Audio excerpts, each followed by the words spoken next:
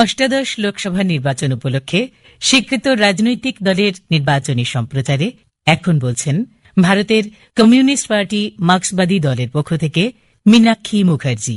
লোকসভা নির্বাচন কেন্দ্রে সরকার গঠনের ভোট। অষ্টাদশ লোকসভা নির্বাচনের সময় দেশ এমন জায়গায় দাঁড়িয়ে আছে যখন ঠিক হবে ভারত তার ধর্মনিরপেক্ষ গণতান্ত্রিক সাধারণতন্ত্র থাকবে কিনা, সংসদীয় গণতান্ত্রিক ব্যবস্থা, মানুষের মৌলিক অধিকার, এমনকি সংবিধান বেঁচে থাকবে কিনা।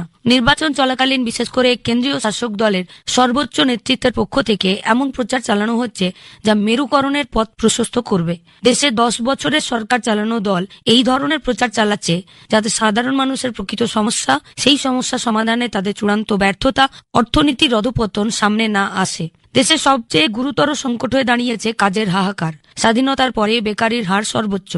আমাদের দেশে জনসংখ্যার সংখ্যাগরিষ্ঠই তরুণ। তাদের উৎপাদনের কাজে যুক্ত করতে পারলে দেশ লাভবান হতো। অথচ কর্মক্ষম তরুণদের মধ্যে বেকারির হার 23%। বস্তুত 15 থেকে 24 বছর বয়সের মধ্যে মাত্র 20% কাজের জগতে রয়েছেন, বাকিরা কাজের বাইরে রয়ে গেছেন। দেখা যাচ্ছে যত শিক্ষিত তত বেকারির হার বাড়ছে। মাধ্যমিক থেকে পরবর্তী পর্যায়ে শিক্ষিতদের মধ্যে বেকারি 65% পৌঁছেছে। বেকারের 83%ই তরুণ। যে তরুণরা দেশকে গড়ে তুলতে পারত তাদের নিজেদের জীবনেই নেমে এসেছে অন্ধকার। রাষ্ট্রায়ত্ত ক্ষেত্র বন্ধ বা দুর্বল করে দেওয়া হচ্ছে। পরিকাঠামো ক্ষেত্রে বুনিয়াদী ক্ষেত্রকে মুষ্টিমেয় বেসরকারি কর্পোরেটের হাতে তুলে দেওয়া হচ্ছে। সরকার যদি নিজে পরিকাঠামো ও গুরুত্বপূর্ণ ক্ষেত্রে নিজে বিনিয়োগ করত, তার পরিচালনা করত, তাহলে কর্মসংস্থানের সম্ভাবনা তৈরি হতো। উল্টে বিজেপি সরকারের আমলে কয়েকটি মুষ্টিমেয় কর্পোরেট সংস্থার সম্পত্তি বেনজির ভাবে বেড়েছে। কর্পোরেটদের প্রায় 15 লক্ষ কোটি টাকার ব্যাংক ঋণ মুকুব করা হয়েছে। হাতে গোনা কর্পোরেটদের হাতে তুলে দেওয়া হচ্ছে বন্দর, বিমানবন্দর, তৈলক্ষেত্র, বিদ্যুৎ, সড়ক, পরিবহন, টেলিযোগাযোগ, জমি, খনি, কয়লা, এমনকি অরণ্য। রাষ্ট্রায়ত্ত ক্ষেত্রকে ধ্বংস করে জনগণের সম্পদ তুলে দেওয়া হচ্ছে শাসক ঘনিষ্ঠ কর্পোরেটের হাতে। তৈরি হয়েছে স্যাঙ্গারতন্ত্র। দেশের সবচেয়ে বেশি কর্মসংস্থান হয় ছোট ও মাঝারি শিল্প ও ব্যবসায়। বিজেপি সরকারের আমলে ছোট উৎপাদনের সর্বনাশ ঘটে গেছে। নয়া উদারনীতির ফলে এমনিতেই এই ক্ষেত্র আক্রান্ত। তার উপরে মোদী সরকারের নোট বাতিল, জিএসটি, সরকারি ভর্তুকি বন্ধে এই ক্ষেত্র হাঁসফাঁস করছে। কৃষিক্ষেত্রের সংকট বেকারি বৃদ্ধির বড় কারণ। কৃষি ক্রমশ অলাভজনক হয়ে যাচ্ছে। কৃষি থেকে অন্য ক্ষেত্রে কাজের সন্ধানে মানুষ যাচ্ছেন, সেখানেও কাজ মিলছে না। পশ্চিমবঙ্গে কাজের সংকট আরো তীব্র।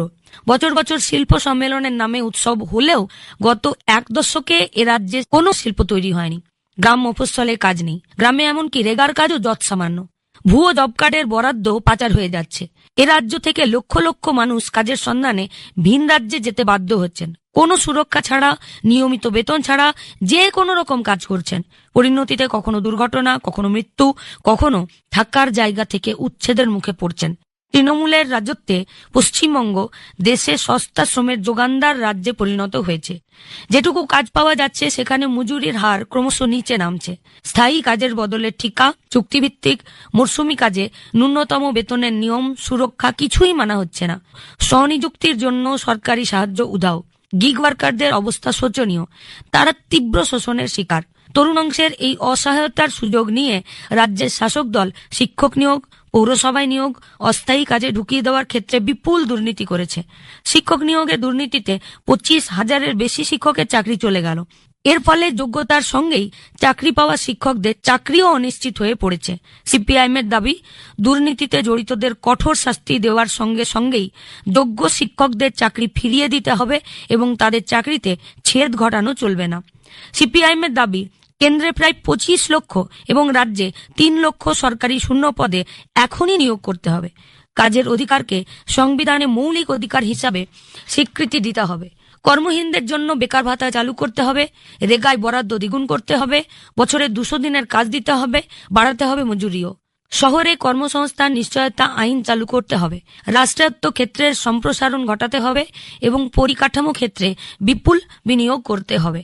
শ্রমনিবিড় ক্ষুদ্র মাঝারি উদ্যোগের জন্য সরকারি সহায়তা নিশ্চিত করতে হবে যাতে এই ক্ষেত্রে কর্মসংস্থান হয়। মহিলাদের জীবন যন্ত্রণা প্রতিদিন বাড়ছে। দেশে কর্মরত মহিলাদের সংখ্যা একই অল্প। তার মধ্যে মহামারী ও লকডাউনের সময়ে কাজ খোয়ানো মহিলাদের 42%ই আর কাজ ফিরে পাননি। সংসার চালাতে মহিলাদের এক উল্লেখযোগ্য অংশই ঋণ নিতে বাধ্য হচ্ছেন। বিশেষ করে পশ্চিমবঙ্গে মাইক্রোফিন্যান্সের নামে চড়া সুদের ঋণ এক আতঙ্কজনক পরিস্থিতি তৈরি করেছে। মহিলাদের অর্থনৈতিকভাবে স্বাবলম্বী করতে না পারলে শুধুমাত্র সামান্য সহায়তা দিয়ে তাদের জীবনমানের কোনো পরিবর্তন ঘটানো যাবে না। এমনকি বৃহত্তর উৎপাদন ক্ষেত্রেও সমকাজে সমবেতন দেওয়া হয় না। সিপিআইএম এর স্পষ্ট দাবি, আইসিডিএস, অঙ্গনবাড়ি, মিড ডে মিলের কর্মীদের সরকারি কর্মী হিসাবে স্বীকৃতি দিতে হবে। বিজেপি এবং তৃণমূলের শাসনে মহিলাদের মর্যাদা ও নিরাপত্তা মারাত্মকভাবে আক্রান্ত হয়েছে। দেশে মহিলাদের উপরে আক্রমণের ঘটনা বেড়ে গেছে। আমাদের রাজ্যে সন্দেশখালীর ঘটনা চোখে আঙুল দিয়ে দেখিয়ে দিচ্ছে কিভাবে শাসক দলের দুষ্কৃতীদের হাতে মহিলাদের সম্মান ভুলুণ্ঠিত হচ্ছে। রাজ্যের সরকার এতটাই নির্লজ্জ যে সন্দেশখালীর ঘটনার তদন্ত বন্ধ করতে সুপ্রিম কোর্টে মামলা করেছে। বিজেপি শাসিত রাজ্যগুলিতে উন্নাও, হাথরাস, মণিপুরের অবাঞ্ছিত ঘটনার পরে সামনে এসেছে কর্ণাটকের বিজেপি সহযোগী দলের সাংসদের দুষ্কর্ম। ভোট মিটতেই পালিয়ে গেছেন বিদেশে। প্রান্তিক সমাজের মহিলাদের লাঞ্ছনা ও হেনস্থার সংবাদ নিয়মিত সামনে আসছে। মনুবাদী দর্শনে বিশ্বাসী বিজেপি মহিলাদের সামাজিক প্রগতিকে আটকে দিতে চায়। মহিলাদের জন্য আইনসভায় 1/3 আসন সংরক্ষণের দাবিতে সিপিআইএম এক টানা লড়াই করেছে। পশ্চিমবঙ্গে বামফ্রন্ট সরকারের সময়ে পৌরসভা ও পঞ্চায়েতে তা চালুও করা হয়েছে। সংসদে অবশেষে এই বিল পাস হলেও তার রূপায়ণ স্থগিত রাখা হয়েছে। সিপিআইএম চায় অবিলম্বে এই আইন রূপায়ণ করা হোক। নীতি নির্ধারণে মহিলাদের দৃষ্টিভঙ্গি এর ফলে প্রতিফলিত হবে। কেন্দ্রে ও রাজ্যে স্বৈরশাসনের অবসান ঘটাতে এবং সাধারণ মানুষের স্বার্থে অর্থনৈতিক পরিকল্পনা করতে চায় বিকল্প নীতি। বিজেপিকে পরাস্ত করার সঙ্গে সঙ্গে তৃণমূলকে পরাস্ত করতে হবে। শুরু থেকেই তৃণমূল কংগ্রেস বিজেপির সঙ্গে রাজনৈতিক আঁতাত করেছে, একসঙ্গে নির্বাচন লড়েছে, বিজেপির মন্ত্রিসভায় মন্ত্রী হয়েছে। তৃণমূলকে রাজ্যে ক্ষমতাসীন করতে বিজেপি ভূমিকা পালন করেছে। তৃণমূলের রাজত্বে রাজ্যে বিজেপির শক্তি বৃদ্ধি হয়েছে, সাম্প্রদায়িক বিভাজনের জমি তৈরি হয়েছে। বাংলার প্রগতিশীল চিন্তা ও সংস্কৃতির ধ্বংসকার্যে তৃণমূল কংগ্রেস নেতৃত্ব দিয়েছে।